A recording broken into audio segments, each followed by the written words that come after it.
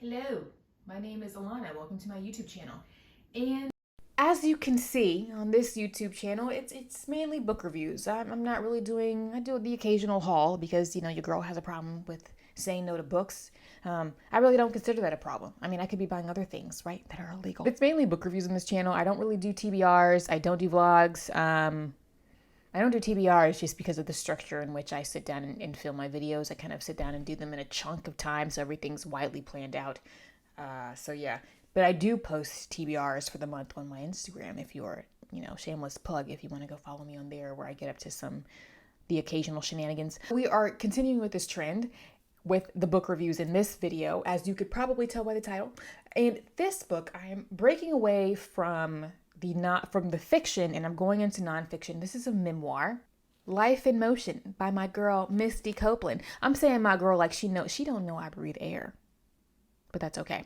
This is Life in Motion by Misty Copeland, written with somebody did help her write this, but irrelevant. Not irrelevant because that person probably did some work. Let's give credit where credit is due. With Charisse Jones. So yes, Life in Motion, an unlikely ballerina. If you like autobiography and memoirs, I think that you will enjoy this, whether or not you are a ballet head like me or not. Or I think as Misty Copeland calls bunheads, unless you're a bunhead or not. Yeah, so this book was gifted to me last year for my birthday from one of my best friends, and it's signed by Miss Copeland as well. So I annotate every book that I have chosen particularly not to annotate this one because it is signed. And also I did listen to this book via audio, and it was just one of those books where I think I made one page mark and that was it. It was quite a compulsive read / listen. And it's quite straightforward. There isn't too much to analyze here. So overall, I'm going to give a brief background about Misty Copeland as a dancer and just go into why I liked this memoir so much, especially as a person who I do struggle with nonfiction. I tend to space out. I tend to read it really, really slowly. So I do prefer to use audiobooks for nonfiction because I find that if I just pick up a nonfiction, sometimes if I just try to sit down and read nonfiction as a hard copy, I will almost guaranteed I'm probably not going to finish the book, which is ironic because I was a history major and a sociology double major, so I had to read a lot of nonfiction, but that was because I had a grade, so that was a means to an end. But anyway, let's talk about the book, okay? The book. So Misty Copeland, let me backtrack. Misty Copeland is a ballerina, obviously, and she's a principal for the American Ballet Theater. And why she is a significant dancer or ballerina is because she became the first African-American principal dancer at ABT, which is also considered to be one of the world's most prestigious ballet companies. So in this particular book, Misty Copeland recounts how she got to that point of becoming a principal dancer. This was actually published in 2014.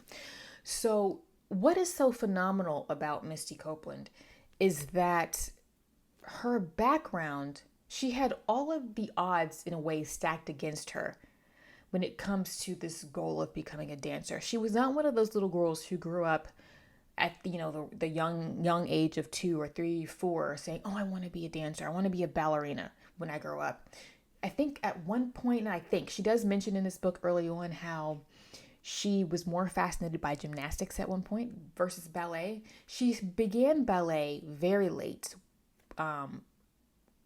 according to the trajectory that most professionals end up taking, or that they're on. She started at 13. Typically professionals, they're as soon as they're able to get them into a dance class at 2, 3 years old, they're in a dance class. She started at 13 years old. And again, what is so fascinating to me about this story, I knew a lot about Misty Copeland before I read this. I had watched a documentary before in the past. I had gone to see 2 of her shows, but Both times she was injured, and she actually had another dancer filling in for her. So I haven't had the opportunity to see her dance live. I think she's probably this is a ramble, but go with me. I think that she's probably on the road now at this point to retire. She is now 39 years old. And you kind of see ABT putting in other dancers. I think that she's also pregnant with her first child as of the recording of this video. I just know too much, right? But when she posted about it, so it's I can comment. So I think that now she's kind of settling down in some ways. And again, she had an injury. So she's had an injury years ago. She actually talks about that particular injury in this book. And so there were definitely times, sometimes if you were trying to go see Misty Copeland live, the likelihood that another dancer would be filling in for her was high because that injury just kind of plagued her. What is really crazy about Misty Copeland, even though I knew a lot about her, the details that she gives are just even more insightful and more fascinating to me. So Misty Copeland grew up in an unstable home environment. She's from California, around the LA area. And her mother, she's very candid. Her mother, she grew up with a lot of different men in the home who were father figures. She is one of several children. And so they moved around a lot, quite at the unstable home environment. Even at one point in her life, she was homeless, where her mother and her siblings were living in a motel. And there was another point in which they were living with, I think, family friends or relatives or something who lived in a very, very bad neighborhood. And so she actually took on ballet kind of in a way through happenstance. She's always liked dancing. Clearly she liked gymnastics. She has always had this gift of being able to see movement and copy it and mimic it and get it right very quickly. So she was at the Boys and Girls Club at the age of 13 because one of her, what was she in? She was in, it wasn't drill. She was in a school group. I think probably some type of dance group or something like that she auditioned for. And the coach of that team was like, I recommend that you try ballet, go to the Boys and Girls Club. And so she reluctantly went. She kind of watched for a while before she jumped into it. And then the instructor was like, Cindy was like, come join us. And Cindy was blown away, but how quickly Misty Copeland picked up on ballet at the age of 13. Misty Copeland is a prodigy when it comes to ballet, which that term has followed her whole career.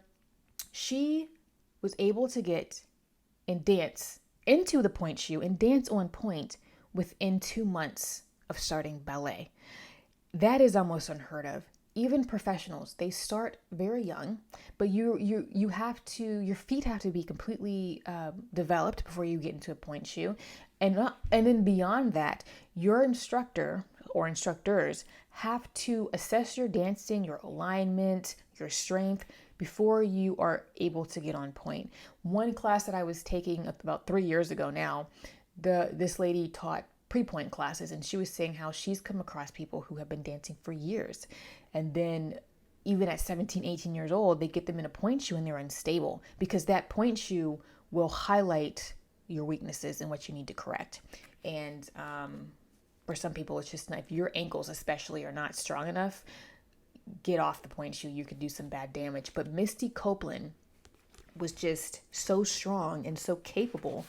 She was able to get right on point. There's actually a photo here of her on point for the first time. Her instructor Cindy had a camera ready, and that is incredible. That for her, look at her alignment, even at 13 years old, for the first time being on point. Look at that arabesque. Sorry, that attitude. Her front foot is in attitude. Her front leg, is in attitude. Perfect wing, 8 weeks ish, and that is just. Some people are born to do something, and Misty Copeland was born to dance. Like that's just what it is. I'm gonna stop raving. Let's move forward. There are gonna be no quotes in this video. I usually do quotes when I do book reviews. None of that. I'm just talking and I'm raving about this book or about this memoir. So Life in Motion is really told. I like that it was told in a tender, emotional, and heartfelt way. Misty Copeland is she's candid, she's funny, she's quite humble when it comes to how she's recounting this success and fame that she has. This lady has danced for Prince. Like, Prince called her up and was like, will you dance for me in some of my shows and do a music video with me? And she handles this fame in a really humble way that you can tell is genuine.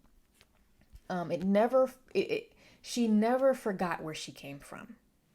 And she's always grateful. She thinks about her and all of her siblings. Her siblings have, really come out of an unstable home life and become successful in different ways.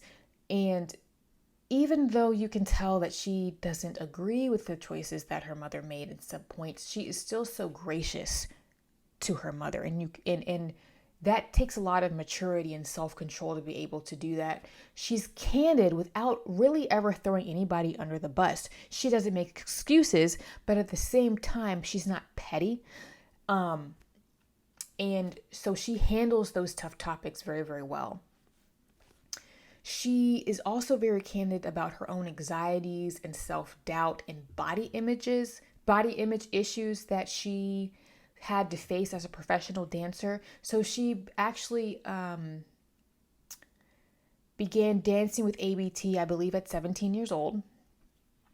And so she talks about how she doesn't fit the mold, especially once puberty kicked in, right? She was quite a late bloomer and her body began to develop, how her physique was not the typical ballerina physique once she began to develop. And so she talks about dealing with that. And also, she's brown, obviously. Misty Copeland's about my color.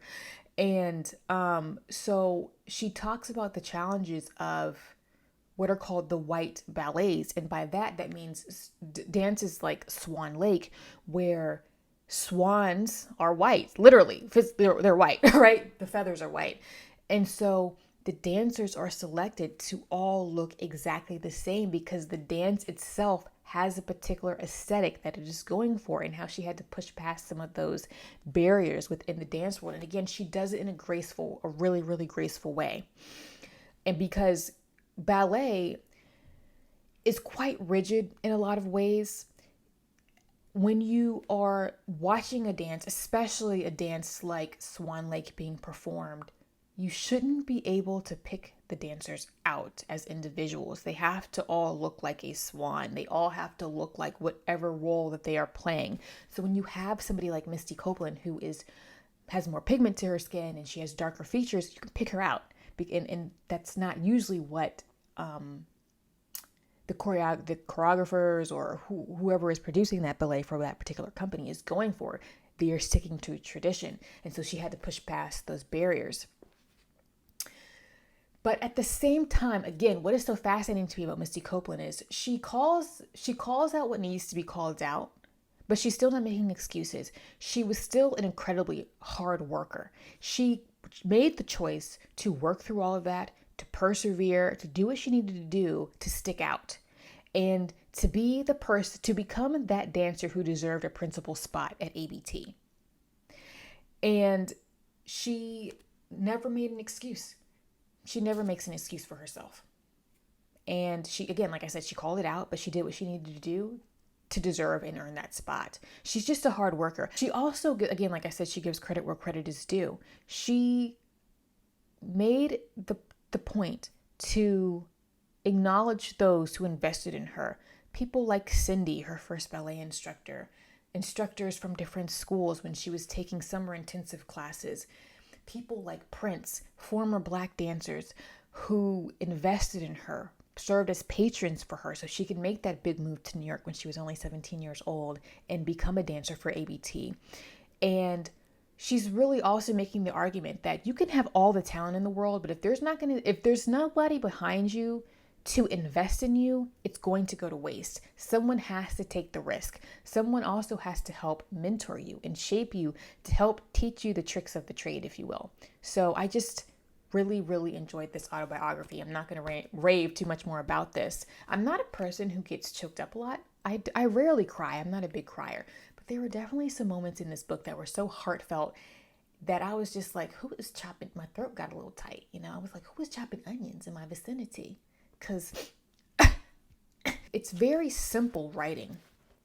It's not overly flowery. It's not a Dickens novel by any means. It's very straightforward writing, but it is told in such an honest and poignant way that it really resonated with me. Again, like I said, if you are a ballet fan, I think this is worth a read. Or if you just like reading memoirs, autobiographies of really fascinating people, I really highly recommend this novel. I gave this one a 5 out of 5. And I'm glad that I have it. I'm glad that I have a signed copy. And yeah. I do have another book of Misty Copeland. She did it's like a picture book, and so she highlights prominent dancers in that, and I need to read that, because there's another dancer in there whose career I'm currently following. She's young. She's in her 20s, and she is half Jamaican, half Swedish, and she just got last year she became a principal dancer for the San Francisco Ballet Company, which is another highly prestigious company. And I follow her on Instagram, and I'm currently following her career. And so Misty highlights Nikisha Fogo in that, and I need to read that. But I'm gonna start raving. I am a bunhead. I love ballet. I've always loved it as an art form, and so I recently, as an adult, took up ballet, and it's hard. It's hard. My toes, I've lost some toenails. Too much information. We're going to wrap this up. If you are a memoir person, if you're just really fascinated by ballet, I highly recommend this one. It was such a good read, and really a feel-good read in a lot of ways. And I also liked certain things. I keep talking. I'm raving. I also, while I was reading this, I was kind of really paying attention to me personally, how she would describe certain movements, certain ballet moves, tendus, certain jumps, grand battements, whatever. And so while I was reading this book, I was going to class, and my instructor was like, wow, your dégagés have gotten really sharp and quick and really good. Like, I see you improving in these areas. It's like, I've been reading Misty Copeland's book. I've been inspired. If you would like to follow me on other platforms, I'm on Instagram, and I do have my blog link below. So we're gonna wrap this up. Bye.